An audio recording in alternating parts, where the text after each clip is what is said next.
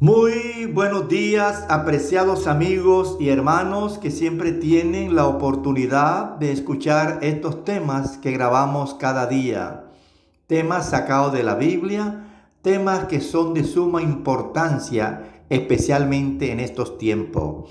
Bien, en esta oportunidad vamos a tocar el tema que se titula Jesús ante el concilio. Jesús ante el concilio. Vamos a leer inicialmente Mateo 26, versículo 59 al 68. Nos dice la santa palabra de Dios. Los principales sacerdotes y los ancianos y todo el concilio buscaban algún falso testimonio contra Jesús para condenarlo a muerte. Pero no lo hallaron, aunque se presentaron muchos testigos falsos.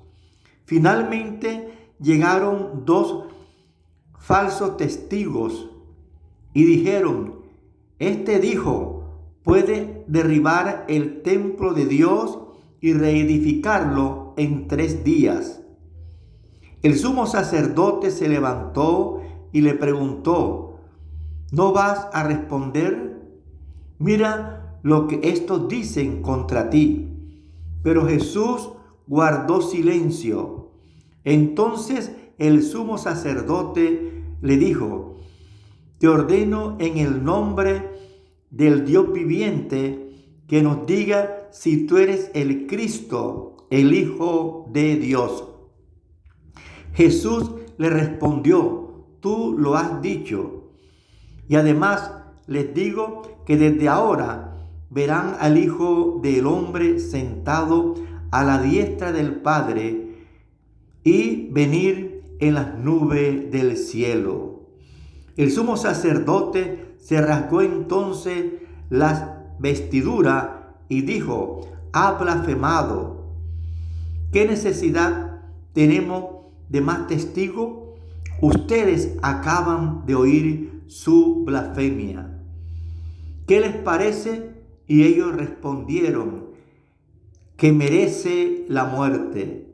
Entonces uno lo escupieron en el rostro y le dieron puñetazos, y otros lo abofeteaban y decían: profetízanos, Cristo, dinos quién te golpeó. Esto lo encontramos en Mateo 26, del 59 al 68. Apreciados amigos y hermanos, llevaron apresuradamente a Jesús al otro lado del arroyo Cedrón, más allá de los huertos y olivares, y a través de las silenciosas calles de la ciudad que dormía. Era más de medianoche, y los clamores de la turba aullante que le seguían rasgaban bruscamente el silencio nocturno.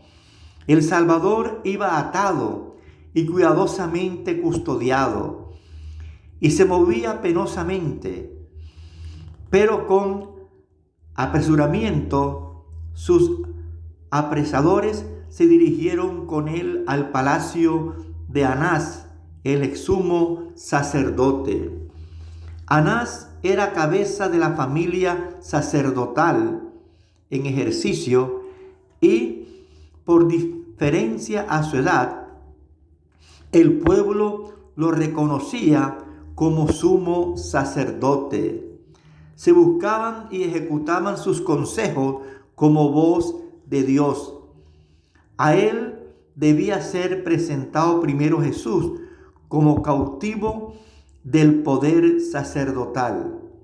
Él debía estar presente al ser examinado el preso, por temor a que Caifás, hombre de menos experiencia, no lograse el objeto que buscaban.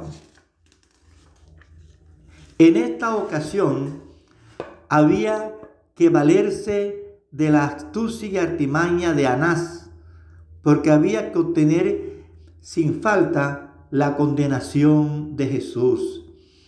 Cristo iba a ser juzgado formalmente ante el Sanedrín, pero se le sometió a un juicio preliminar delante de Anás.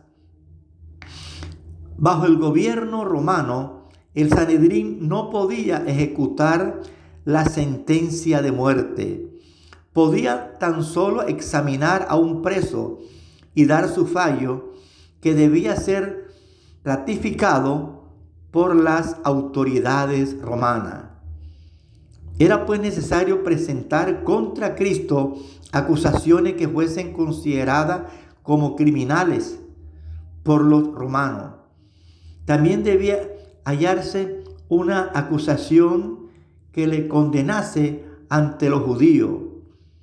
No poco de entre los sacerdotes y gobernantes habían sido convencidos por las enseñanzas de Cristo, y solo el temor de la excomunión les impidió confesarle.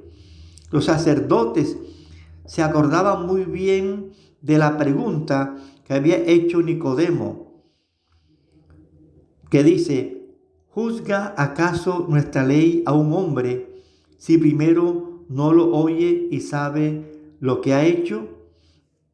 Esta pregunta había producido momentáneamente la disolución del concilio y estorbando sus planes. Esta vez no se iba a convocar a José de Arimatea ni a Nicodemo, pero había otros que podrían atreverse a hablar en favor de la justicia. El juicio debía conducirse de manera que uniese a los miembros del Sanedrín contra Cristo. Había dos acusaciones que los sacerdotes deseaban mantener. Si se podía probar que Jesús había blasfemado, sería condenado por los judíos. Si se le convencía de sedición, esto aseguraría su condena por los romanos. Anás trató primero de establecer la segunda acusación. Interrogó a Jesús acerca de sus discípulos y su doctrina, esperando que el preso diese algo que le proporcionara material con que actuar. Pensaba arrancarle alguna declaración que probase que estaba tratando de crear una sociedad secreta con el propósito de establecer un nuevo reino. Entonces los sacerdotes le entregarían a los romanos como perturbador de la paz y sedicioso.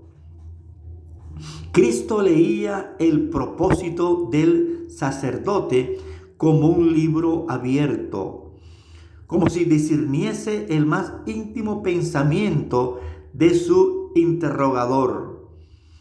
Negó que hubiese entre él y sus seguidores vínculo secreto alguno, o que lo hubiese reunido furtivamente en las tinieblas para ocultar su designio. No tenía secreto con respecto a sus propósitos o doctrina. Él dijo: yo manifiestamente he hablado del mundo. Contestó: yo siempre he enseñado en la sinagoga y en el templo donde se juntan todos los judíos, y nada he hablado en oculto. El Salvador puso en contra su propia manera de obrar con los métodos de sus acusadores.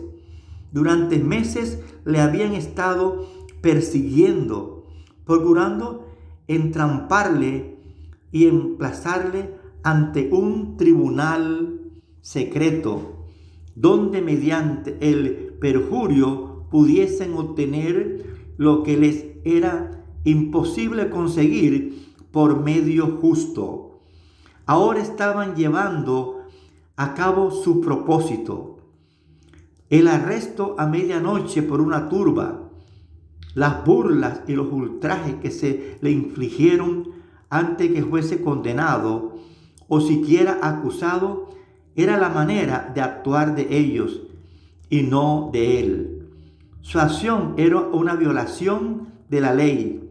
Sus propios reglamentos declaraban que todo hombre debía ser tratado como inocente hasta que su culpabilidad fuese probada. Por sus propios reglamentos, los sacerdotes estaban condenados, estaban actuando injustamente. Mis apreciados amigos y hermanos, este tema reviste gran importancia y es bueno que meditemos mucho en él. Te dice que cuando los jueces pronunciaron la condena de Jesús, una furia satánica se apoderó del pueblo. El rugido de las voces eran como el de la fiera. La muchedumbre corrió hacia Jesús gritando: es culpable, matadlo. De no haber sido por los soldados romanos, Jesús habría vivido para ser clavado en la cruz del Calvario. Habría sido despedazado delante de sus jueces si no hubiese intervenido las autoridades romanas y por la fuerza de las armas impedida la violencia de la turba. Los paganos se airaron al ver el trato brutal infligido a una persona contra quien nada había sido probado. Los oficiales romanos declararon que los judíos, al pronunciar sentencia contra Jesús, estaban infringiendo las leyes del poder romano y que hasta era contraria a la ley judía condenar a un hombre a muerte por su propio testimonio. Esta intervención introdujo cierta calma en los procedimientos, pero en los dirigentes judíos había muerto la vergüenza y la compasión. Amigo, los sacerdotes y gobernantes se olvidaron de la dignidad de su oficio y ultrajaron al Hijo de Dios. Le encarnecieron acerca de su parentesco y declararon que su acerto de proclamarse el Mesías le hacía merecedor de la muerte más ignominiosa. Los hombres más disolutos sometieron al Salvador a ultrajes infames. Se le echó un viejo manto sobre la cabeza. Sus perseguidores le herían en el rostro, diciendo: profetízanos tú, Cristo, ¿quién es el que te ha herido? Cuando se le quitó el manto, un pobre miserable le escupió en el rostro. Amigo, los ángeles de Dios registraron fielmente toda mirada, palabra y acto insultante de los cuales fue objeto su amado general. Un día los hombres viles que escarnecieron y escupieron el rostro sereno y pálido de Cristo mirarán aquel rostro en su gloria más resplandeciente que el sol, cuando Cristo venga por segunda vez a esta tierra. Amigo, estos temas podemos seguirlo escudriñando en Juan 7:51, Juan 2:9, 19 al 21, Isaías 53:7, Mateo 10:32, Levítico 10:6, Éxodo 23:21, Juan 19:30, Marcos 14:30, Lucas 22:31 al 32 y Mateo 26 al 41. Este tema es de gran importancia y es bueno que saquemos un rato de nuestro tiempo y también pues allá en nuestros hogares profundicemos en este interesante tema. Hay un precioso himno que más o menos nos da una idea de este juicio, un himno que nos motiva a seguir confiando en nuestro Padre Celestial. Dice así: jamás podrá alguien separarnos de Cristo nuestro Redentor, ni cosa alguna arrebatarnos el gozo de su tierno amor, ni luchas, pruebas o dolores, ni amenazas o aflicción, si aún este mundo y sus honores, su pompa, gloria y tentación. Con furia loca lo azotaron y así humillaron al Señor. Sin piedad atravesaron las manos de mi Salvador. A esos pies que caminaron para sanar y bendecir, horrible esclavo traspasaron la suerte humana al compartir. ¡Qué horror que por vil pecado el Salvador así sufrió! Que por mis culpas fue azotado y burlas crueles recibió. Ingrato hemos de alejarnos de aquel que tanto nos amó, que con anhelo de salvarnos su propia vida entregó. Quiera Dios, apreciados amigos, que estos temas que grabamos cada día nos sigan motivando para escudriñar la santa palabra de Dios y a valorar esas grandes enseñanzas. Amigos, te invitamos para escuchar estos temas por YouTube. Gustavo Pacheco N. Tema de gran reflexión.